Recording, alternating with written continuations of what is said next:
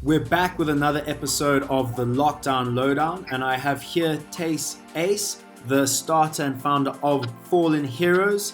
Yes, he is a real-life comic book hero. He gives people the work of art that they've always wanted, and he gets it onto their body so they can wear with a pride of their sleeve with pride. Sorry for the little tongue twister that I'm trying to start here. He is very much an artist. I can tell you by his arms, as well as his rotating wall that doubles up as a piece of art as well as a TV. So this man is beyond creative with the way he looks at life. Thys, thanks so much for being on the Lockdown Lowdown. How's it going, Angus? Yo, thanks, man. Thanks for getting hold of me. Pleasure, man. Sorry for the rambling introduction, but I hope everyone listening could hear the impact that you've had on the art world in South Africa. Wow. Okay. Cool. So tell me a little bit more about yourself as well as Fallen Heroes. Like, how did that all come to being? Okay, so I used to work for a studio, pretty like what you would imagine a studio looked like if you were like living in the 90s, 80s vibe, and worked there and just didn't think of it much and thought, yeah, one day I want to do my own studio.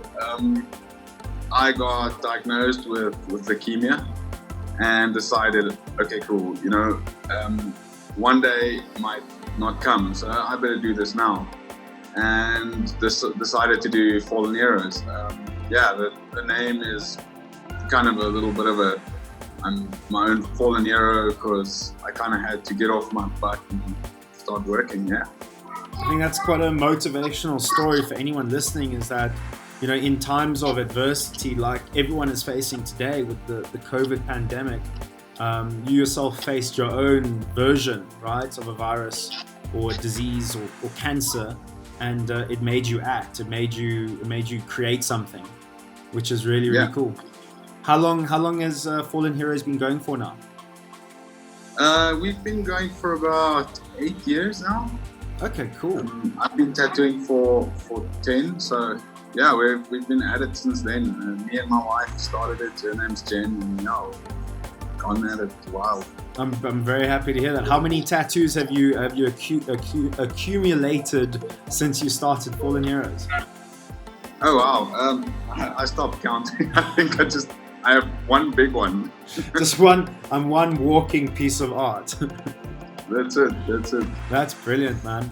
And now, obviously, I mean, it's quite cool to get to know or interview couples, like a married couple that are also business owners. So, how have you guys dealt with this time? Obviously, being you can't go to the studio to work now. You're obviously just at home together.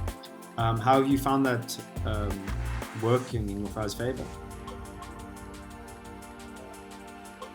Well, for lack of a better word, it's not working. We don't have an income at the moment. We're sitting ducks. We're hoping that a relief fund would accept us as a small business. But otherwise, I think I've really stepped into the dad role, and I'm being a father and a husband instead of a tattoo artist. So in that aspect, I've actually stepped into a whole new career, if you want to call it that. Yeah. Well, I wish you all the luck in it. And you mentioned a small business. Obviously, you're looking for that relief fund. What else do you think? But besides a relief fund, what else do you think you guys could do using digital tools to still create a form of income, maybe? Okay, well, what the artists in our studio are doing is we're doing a lockdown art project. So everyone's drawing and creating art, and those will be available in actual art forms or print versions. And so we are keeping up the creativity and beautiful pieces of art to look at. I'm busy with a few things. I like to touch and go here and there, so get a bit bored of one thing at a time. So I'm working on several projects at the same time. That's brilliant. We actually incorporated something similar at DarkMatter where we've given all of our designers like a keyword for each day, and then they have to create a piece of art, be it on paper or digitally. And then every day you do a bit of show and tell effectively of why you went this way with the word virus or crisis. But slowly but surely through the list of words, we're getting to a more positive sentiment around the lockdown. Yeah. That's brilliant. So, I mean, what else can tattoo enthusiasts do while they're here in this space in lockdown? Like, obviously, are you guys still getting bookings, or people still wanting to get tattoos from you after the lockdown? Yeah, we have been getting inquiries. I think a time to sit and do nothing is also a great time to reflect. Yeah. You know, and we are fortunate enough to be in a place on this world where we have art in our pockets, on our phones, and a lot of people are looking at things and rethinking life. And like you're in a situation where it's very real that if you get sick, you might not make it out. Yeah. And I think you reflect on who you are and what you want to tell the world out there when you make it through this. So yeah, I think there's a lot of inspirational and emotional art that's going to come from a lockdown like this. I think that's pretty inspiring, and I think, you're speaking from your own experience, having being in I think you said remission with regards to your own circumstance. I think that's quite a cool way to look at it, because I think after this, like, you're gonna get a lot more different pieces around coronavirus, and maybe a lot of people have lost some loved ones to this and whatnot, because I think a tattoo is there to be as a reminder, right, as a placeholder of something that happened. Yeah, I think that's really cool. Yeah, it's definitely. Yeah, I think it's definitely something that that strikes a memory, whether the subject matter reflects the memory or just the time and place in your life. So Thys, tell me, what was your initial thought when you heard Cyril Ramaphosa's address to the nation about COVID-19 and the lockdown? Obviously, being a tattoo parlor, you need to actually have physical contact with your clientele. So what was your initial thought? Well, the first thought was, can the business handle this? We don't just have artists that work for commission. We also have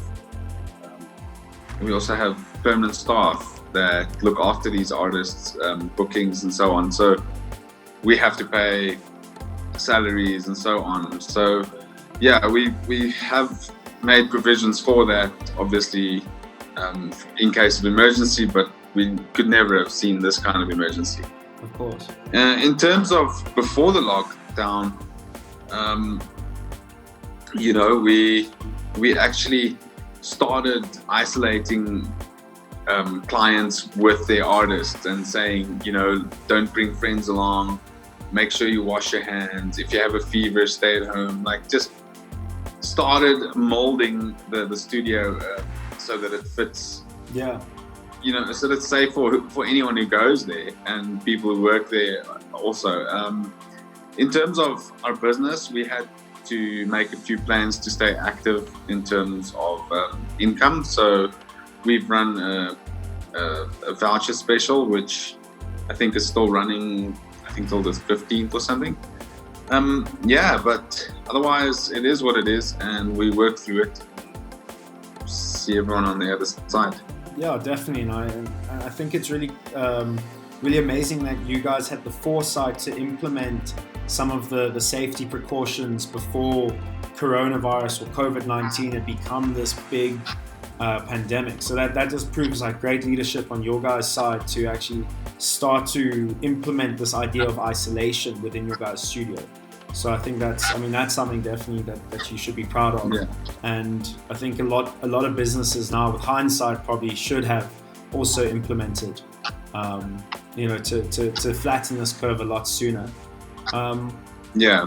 What has been your guys' greatest surprise from yourself or your guys' team or even your clients in this time? Like, what's really like surprised you? What's it's so weird because it's not really a surprise, but it's awesome to see is how everyone in the studio connected and worked like a family, and like we all in it together and we're gonna get out of it together. And it's so nice that our clients are with us and supporting us. And I can babble on about how great our clients are, but it's really like comes down to we think we're very socially like we pick who we hang out with, but we're actually not. South Africans are very much about all South Africans, and it's amazing to see. Well, I'm very happy to hear that, because I think through these moments, businesses do become like little micro families. I mean, it's the people that you spend the most time with at the end of the day. I mean, I can speak on behalf of DarkMatter here. We've definitely taken this situation and made it quite a strong little collective amongst ourselves, where we're still sharing ideas and keeping the momentum going, despite not physically being with one another.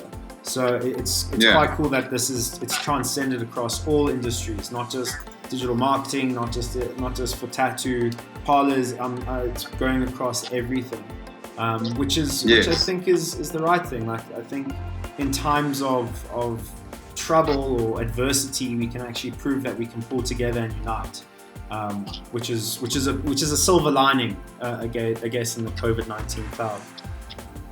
Yes, no, definitely, it's amazing. And obviously, I've seen your young son there. How have you found being at home? Is there anything that you do in your routine to maintain that mental focus, so you can go through to the next day of lockdown? Well, the one thing that we do is we try and keep a homeschooling routine. Cool. Wake him up and give him some. He's still young. He's 5, so activating his mind with Play-Doh and playing Lego and drawing, and so it's not like I have to try and solve math equations again, but it's definitely trying to keep a routine, naps and so on, to just make sure that it's not a weird thing to step into, going back to life again, if I could call it that. No, 100%. You're almost like trying to simulate the school environment, so it doesn't feel so out of whack. I can't imagine what he thinks he's going through, because now Dad's always at home, which is great. I get to play all the time. I think that must be quite interesting. I know this is completely off topic, but it must be quite cool for your son growing up in your household, because both his parents are like tattoo artists, right? So like the whole idea of like creativity and expressing yourself is like you emulate that with your body art, right? So like, I mean, he must be super creative if I'm right in that assumption. Well, he's got a very big obsession with mechanics. Okay. Like anything that moves and it's got little parts, he can play with for hours. You can buy him a Ninja Turtle, it'll last 15 minutes, and you can buy him a bicycle chain. Yeah. And he goes for hours. This thing I've taken away from him now because it's been 5 days, he didn't put it down. Sure. I wonder what he's figuring out about it. That's brilliant, though. I think that's sometimes the beauty of like a child's mind, is that it doesn't really matter, in a sense that the world is so open for play that everything it drives your curiosity, right? Whereas when we get to our certain age, we say that's a bike chain, but to him it's like this endless possibilities of things. Yeah, exactly. Just before in closing, is there anything that you're reading at the moment that you're finding a lot of inspiration from, that you could share with all our listeners and watchers? Well, I don't really read. I draw pictures. Okay, cool. So maybe we'll get some artwork we can put in the blog post. Show people what you're working on. If I had to read something, it would probably be traffic signs, and I always say that because it's the least taxing on me. But I like to draw, and I like to put my visual mind down on paper or an iPad or whatever. So I guess it's my thoughts that's keeping me busy. Well, let me tell you something. If you want to watch something on Netflix that will encapsulate that, is there's this amazing series called Abstract. I don't know if you've heard of it. Okay. I'll send you a link after this conversation, but it will definitely you'll just see other creative people like yourself pursuing or getting their thoughts out into a completely different art form, which is quite brilliant. That's amazing. Yeah, it's amazing. It's honestly one of the best things I've watched in lockdown. So yeah, it's definitely for me. I just need to escape sometimes the monotony of emails and whatnot. And yes. Lastly, like if you could do a TED talk on a topic outside of what your business does, so outside of tattooing, what would you do? What would you speak about? I think I would speak about the misconception of what success is. And by saying that is, I come from a place where I never ever pursued success or hunted it or anything like that. All I wanted was to own my own tattoo shop, and with it came success. And I don't see it as the money in my bank account. I see it as the person I wake up next to in the morning, and the guy that spills his Fruit Loops over my lap when he's having breakfast in the morning. And success is not the walls you live in, or it's the mind you live in. And I think that would be a subject matter for me. That's a very profound topic, and I'd love to one day hear you say that on TED Talk. I think that would be I think you would have everyone's attention with that topic. That really does sound quite poignant for today's the way the world is today, because I think the idea of materialism is slowly but surely fading to minimalism, and then minimalism is going to become its own thing, right? So that's a really cool ending point. And just before we go, how can people find out about Fallen Heroes? How can they get in contact? So we're on Instagram. It's just Fallen Heroes. You'll find us there. And then we're also on a website, obviously, fallenheroes.co.za. And on Facebook, we pretty much connect through all of those mediums, and we have a great behind-the-scenes team that responds to everyone in as soon as they can matter, so. I think I can give a shout out to Mel at that point, just to say, because she helped coordinate this whole conversation. So thanks. Perfect. Yeah. So awesome, thanks. Man. Yeah, thanks so much, Thys, for being on the Lockdown Lowdown. I hope everyone who's been listening has enjoyed it. Hope you enjoyed it. I have. Thank you so much for having me. Despite the technical problems, if anyone is paying close attention, you'll see that I'm not in the same room that I started in. We did drop signal halfway through, so I hope this doesn't impact the way that you guys watch this. But just in summarizing, that was a really interesting conversation, just to hear how the Fallen Heroes team have still maintained this tight-knit group and continued their energy despite coronavirus. And I'm excited to see some of your guys' artwork and hopefully meet you in real life. Awesome, we must definitely organize that. Okay, cool. Thanks so much, Thys. Definitely. And guys, thanks again for watching another episode of the Lockdown Lowdown, and I'll be back with more. Cheers. Cheers, man.